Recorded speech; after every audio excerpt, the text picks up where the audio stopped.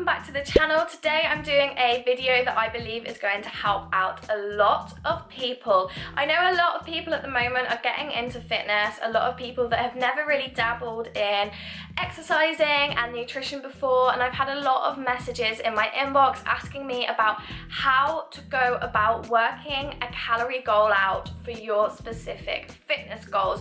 So this video is going to be aimed directly at those newbies, the beginners that are just getting into their fitness journeys and want to know a little bit more about what calories are and how calorie tracking can help achieve your fitness goals. So sit tight, listen up. I'm about to tell you absolutely everything you're going to need to know about calorie tracking.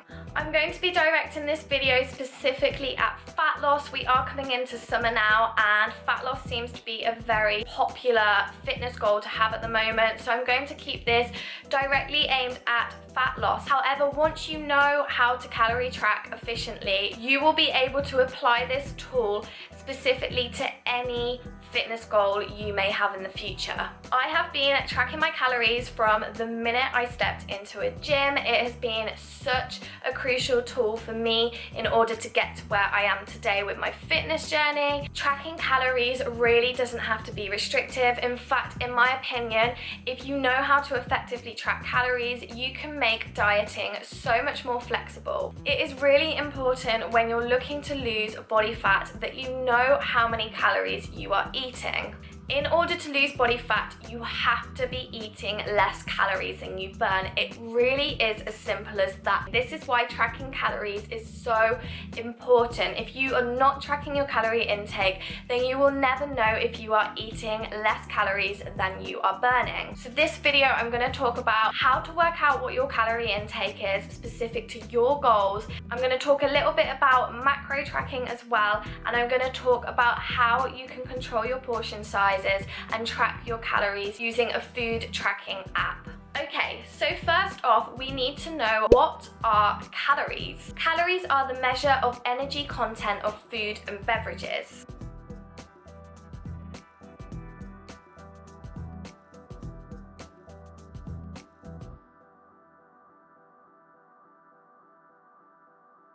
To put it simply, calories are the energy our bodies need for daily activities such as sleeping, eating, and exercising. I don't want to confuse you too much with the ins and outs of calories at this stage. It's not actually that important, but all you need to know is eating more calories than you burn will lead to weight gain, eating less calories than you burn will lead to weight loss, and eating the same amount of calories as you burn will lead to maintenance of weight. Okay, so now we know what a calorie is, it's important to know why they are important to us. You can follow absolutely any diet you like, ketogenic diet, paleo diet, you could do intermittent fasting, you could intuitively eat. It doesn't matter what diet you follow. If you're eating too much, you're not going to lose body fat, and this is where tracking calories comes into play. Knowing exactly how many calories your body needs for fat loss and how to effectively manage calorie consumption is key. So next I'm going to talk about how many calories you need to achieve your fat loss goals. So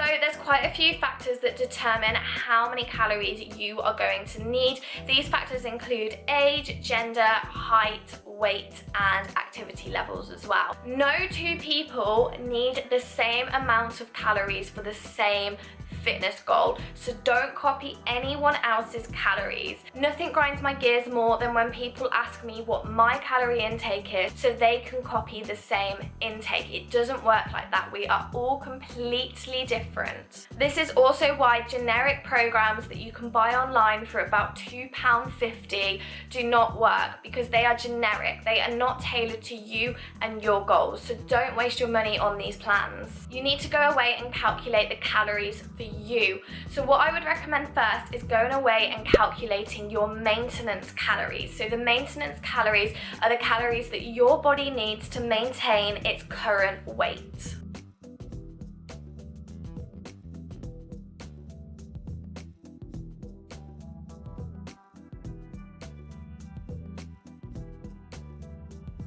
Now there's 3 ways that you can go about doing this. The first one, and probably the most easiest one, would be to use an online calorie calculator. Now this is so simple to do. All you need to do is go into Google, type in calorie calculator, and there will be hundreds and hundreds of hits. I would just use the first calorie calculator that comes up. It's going to ask you an array of questions from your height, your weight, your age, your gender, and it will also ask you your activity levels as well. Most of these calorie calculators use an equation called the Mifflin-Sunt-Gior. I hope I'm saying that right.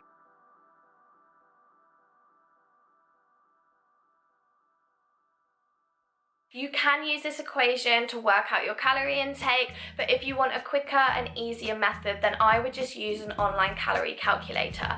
So once you've filled out the boxes and you've filled out your details, it will churn out a maintenance calorie figure. Now these are going to be the calories that you need in order to maintain your weight. The next method that you could use would be to start a food diary. Now this can also be an effective way to work out your maintenance calories, but it is a much longer way of doing it. So all you need to do is weigh yourself to start with, and this is your starting weight. You can then go away and start a food diary. So start tracking down everything that you're eating on a daily basis and work out how many calories you are eating a day. And I would do this over a period of 1 or 2 weeks and keep weighing yourself daily.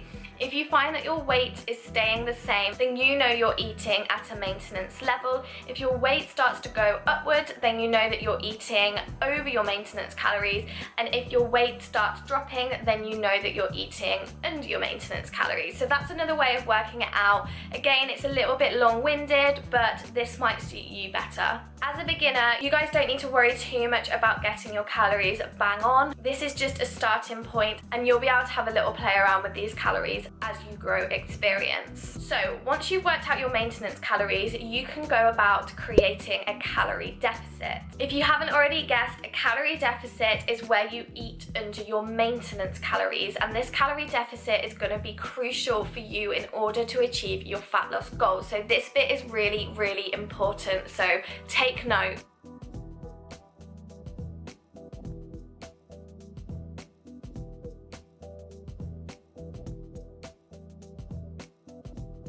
As I said before, it doesn't matter too much about getting these calories exactly spot on.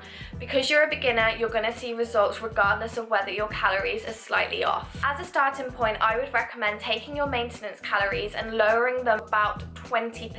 This should help you lose about 1 to 2 pounds per week. So I would do this over a period of a couple of weeks. Keep weighing yourself, take your progress photos. If you find that the weight's not dropping, then that's when you'll want to decrease the calories ever so slightly, just to give you a slightly bigger deficit. If you're weighing yourself and you find that the weight is dropping at a quicker rate, then take the calories back up again slightly. This is not a race. The slower, the better, especially if you want to preserve the muscle mass that you already have.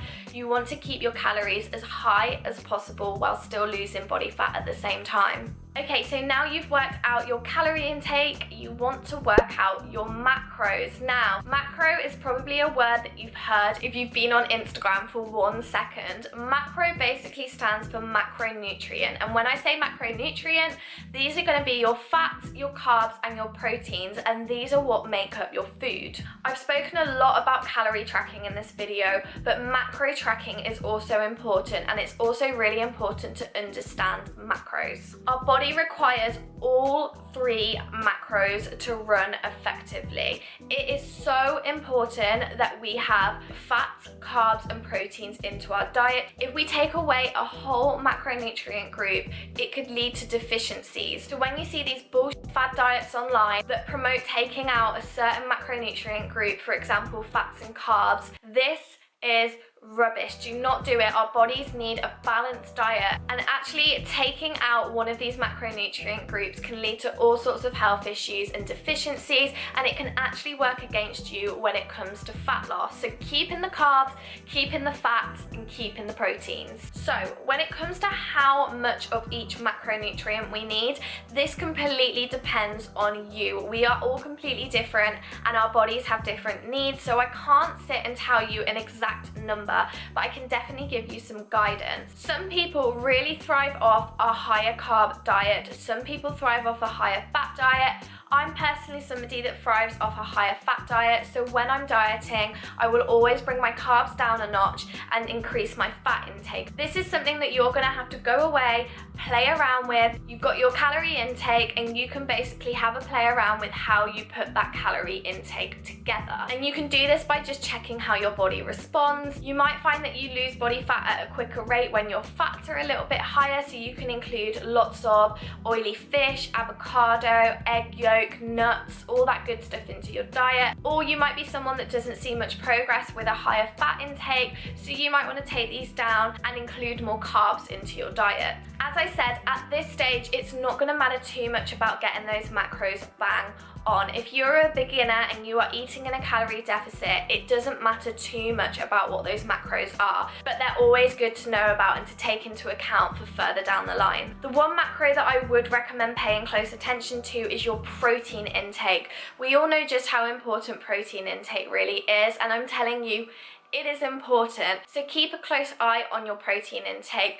I would recommend, as a starting point, to aim for 1 gram of protein per pound of body weight. And I think as well, if you're a newbie, you'll be surprised that you are probably not hitting this protein intake at all. So start introducing lots of lean meats into your diet and get a source of protein in every single meal. Okay, so I've spoken about how to go about working out your calories. You now know what to do about your macros.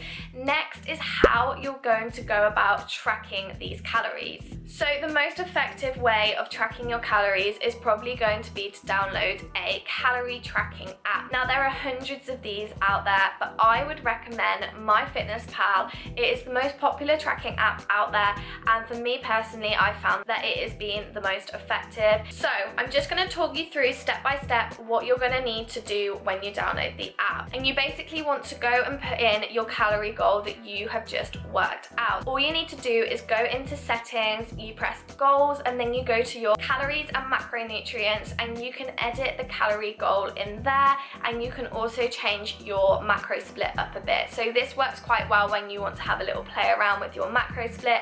You can literally go into this goal feature anytime you want to and change it up. One thing that I'm just going to say now is do not let MyFitnessPal work out your calories for you. It will normally take your calories to the extremities of what your specific goals are. So go away and work out the calories the way I told you to do it, and then when you download MyFitnessPal and you set up a login, you can alter your calorie intake to the one that you worked out beforehand. I'm going to do a completely separate video on how to navigate through MyFitnessPal, but once you're into the app, it's actually really easy to do. Basically, you can go about scanning barcodes on food labels or manually inputting food through the search bar. One thing I will just say is make sure that you use the foods that have the green tick. This just means that they're verified and that the nutritional values are actually correct. So what I would just recommend is having a little play around with the app over a period of a couple of weeks. You might be somebody that thinks, Annie, that is not for me, calorie tracking is not for me, this feels very restrictive. Trust me, please just trust me on this one. Give it a go for a week or 2 weeks. You're going to learn so much about what's in food. You're going to learn about where you can find macros from and how you can be clever with volume of food. But you're also going to probably find that actually this isn't as complicated and as bad as it seems. This is something that I can introduce into my day-to-day routine very easily. So please just persevere with it. It's going to become a very important tool for you. Okay, so now you have a place you can actually track your calories. I'm going to talk to you a little bit about how I would start meal planning with your calorie intake and the best way to make sure that your calorie tracking remains accurate. So the first thing I would say is I would not recommend tracking as you go. And when I say this, I mean do not track the foods as you go through the day, because you're probably going to get to the end of the day and think, oh, I have about 10 calories left for dinner, or oh, I've managed to completely mess up my protein intake and I still have 100 grams of protein left over for the day. It's not going to work. You need to pre-plan. You need to be organized. So what I do and what I've done for as long as I can remember, it's something that works so well, and this is how I'm gonna tell you to do it.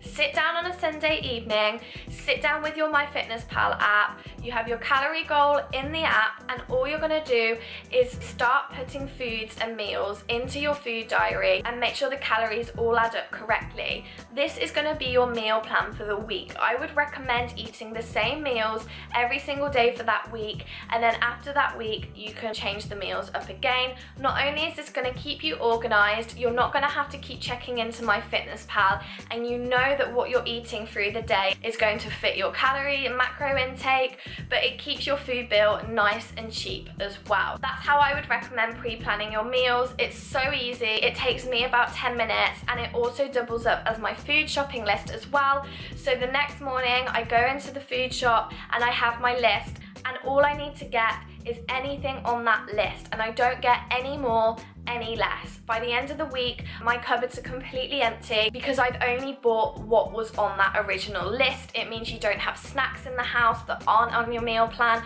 snacks that you could potentially eat and put you over your calorie intake. If you don't have those snacks in the house in the first place, then you will not snack. I'm telling you, don't buy snacks, even if you think it's a good idea at the time. It never is. The next thing I would say is to get yourself some food scales. I don't want anybody eyeballing food, especially if you are new to calorie tracking. There is no way you are gonna know how heavy food weighs by just looking at it. This is something that I still can't do, and I have been calorie tracking for years now. Buy yourself a little portable set of scales, something that you can take absolutely anywhere with you. And I promise you, weighing your food is not actually the ball ache it sounds like it is. It can be very easily done. Plus, if you are really serious about your fitness goals, then weighing your food is a very small sacrifice to make. And lastly, I would just say that everything should be tracked. And I mean everything. Again, this sounds very restrictive, but it's not. It becomes second nature, it becomes habit, and it becomes very quick when you are cooking.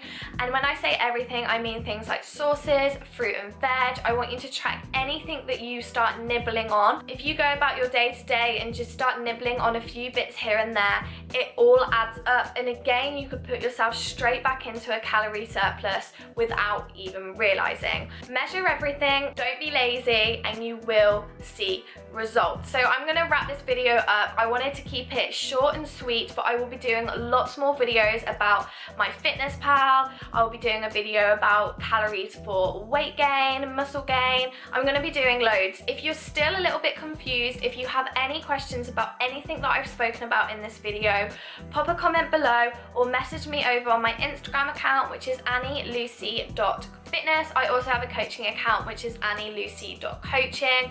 Any of those, ping me over a message and I am more than happy to help out. I hope this has helped a couple of you.